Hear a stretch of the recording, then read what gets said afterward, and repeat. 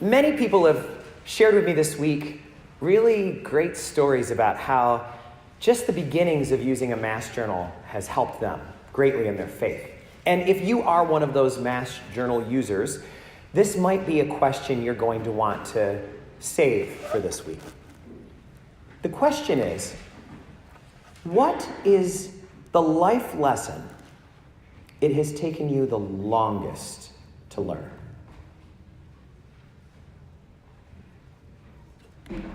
Maybe something comes to mind right away. The trick is that none of us comes to earth knowing how to be human. We don't know how to walk. We don't know how to talk. Never mind the higher order stuff, like how to forgive, how to not hold on to a grudge. We even have to learn that it's not a good idea to always be the first one in the buffet line. We've got to learn all of that when we come here. I hear parents say all the time, and if you're a parent, perhaps you've heard yourself say this parenting thing would be so much easier if these kids came with instructions. But that's not how life works. And it seems that the way God has chosen for all of us to learn is by making mistakes. That is the way we learn.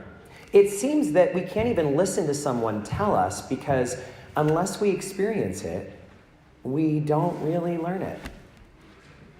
But God is trying. We hear that in the readings today. That second reading, Paul is telling the Corinthians, would you look at your ancestors for a few minutes, he says.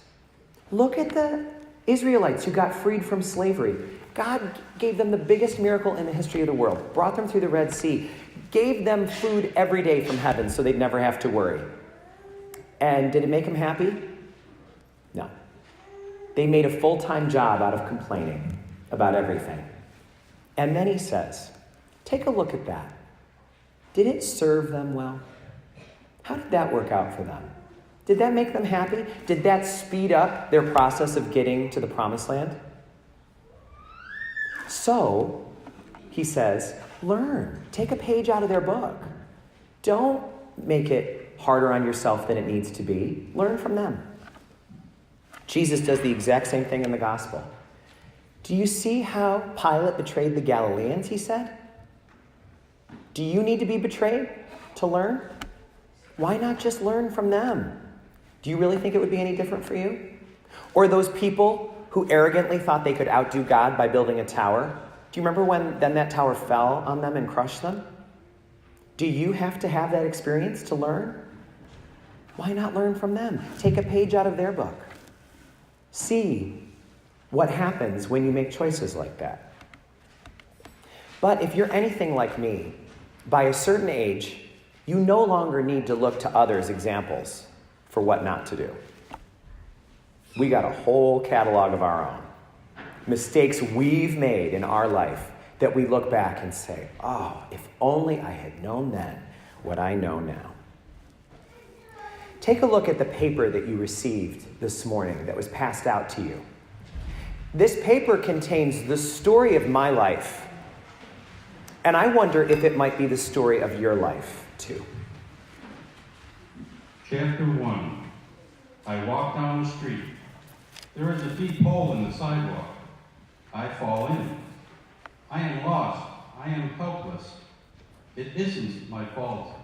It takes me forever to find a way out. Chapter 2. I walk down the street. There is a deep hole in the sidewalk. I pretend I don't see it. I fall in again. I can't believe I am in the same place, but it isn't my fault. It still takes a long time to get out. Chapter 3. I walk down the same street. There is a deep hole in the sidewalk. I see it is there. I still fall in. It's a habit.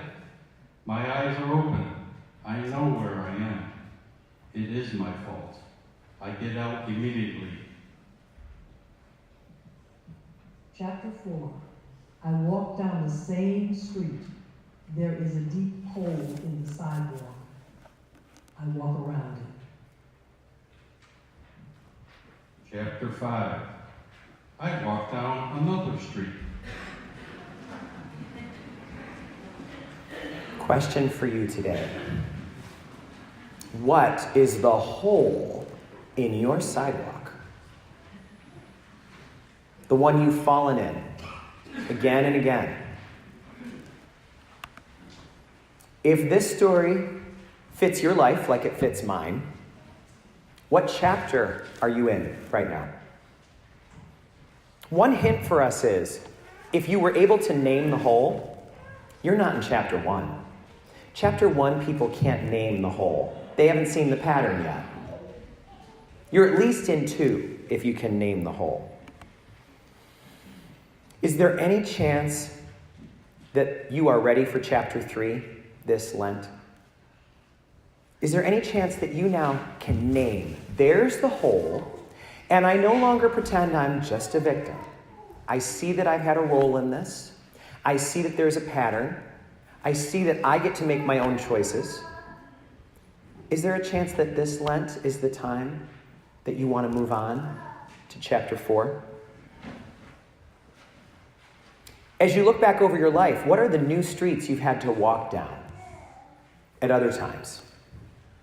When have you ever found yourself leaving the bad neighborhood you'd found yourself in for too long and going to a new neighborhood? What new streets is God calling you to explore now? We say that the gospel is good news, and today that is crystal clear, because we get to hear that God gives us chances. We are not one and done. We have do-overs, and we have opportunities to course correct all the time. That fig tree had a terrible track record. It had produced nothing. It would have been sensible to cut it down. But we get an insight into how God looks at things and says, no, don't cut it down. Maybe I can do 2 things for it. Maybe I can cultivate the ground around it, and maybe fertilizer will help it. The ground around us is our environment. Fertilizer is what we feed ourselves. So, what is your environment like right now in your life? What kind of soil are you in? Is it rich enough soil? Do you get enough sunlight where you are?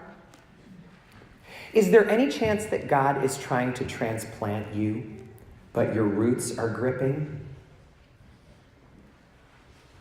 How's the fertilizer? Is coming to church something that is a regular part of your life? You're getting nourishment from the scriptures and the Eucharist regularly? Have you taken advantage of tools, fertilizers that can help you, like mass journals? Are you taking seriously the work of Lent? Working on a character defect, plugging away at it day in and day out? Is there something else you're using to fertilize yourself that is nourishing and helping you to become fruitful? If you are anything like me, your story does not have 5 chapters. It has sometimes 57, sometimes 590. I've got some chapters, some stories in my life that are like 5,000 chapters long.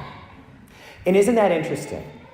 That we can see that and say, I probably could, being where I am in my life right now, with the environment I'm in, with the fertilizer I'm getting, I could probably get to chapter 3 a little faster than ever before.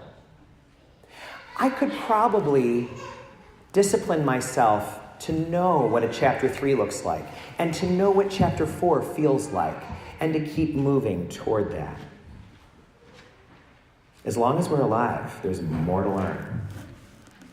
What life lesson is God trying to teach you and me now?